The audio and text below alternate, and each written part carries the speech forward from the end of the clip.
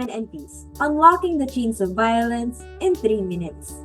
Today, we're continuing our important discussion on violence with a focus on understanding the impact of domestic violence, emotional violence, and child abuse. Joining us once again is Dr. Gail, a psychologist and advocate for women in peace. Thank you for being here, Dr. Gail. Thank you for having me. It's very essential to shed light on these critical issues. Yes.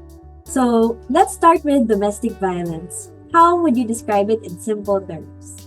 Okay, so domestic violence is when a partner in a relationship uses power to control or intimidate the other. A common example would be a spouse physically or emotionally abusing their partner in their own home. That's a serious issue. So, now what about emotional violence? Emotional violence involves using words or actions to manipulate, belittle, or control someone's feelings. A common manifestation is constant criticism or verbal insults that undermine a person's self-worth. Yes, that's really damaging. And lastly, can you explain child abuse? Okay, child abuse refers to any mistreatment of a child that causes harm or puts the child at risk. This can include physical abuse, neglect, or emotional abuse, such as yelling or shaming the child.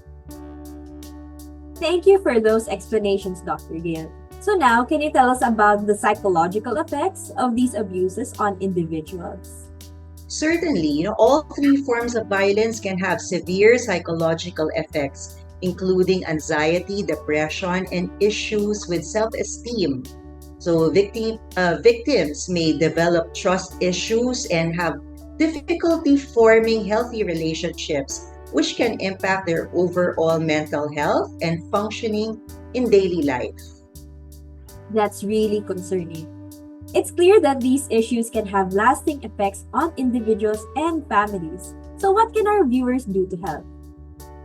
Well, it's vital to be aware of the signs of these types of violence. So, if you or someone you know is experiencing domestic violence, emotional violence, or child abuse, please reach out for help. You can report cases through hotlines or local support services. Remember, taking action can make a significant difference. Thank you, Dr. Gail, for sharing your insights with us today. It's crucial that we all take action and support one another in our communities. Thank you for having me. Together, we can create a safer environment for everyone.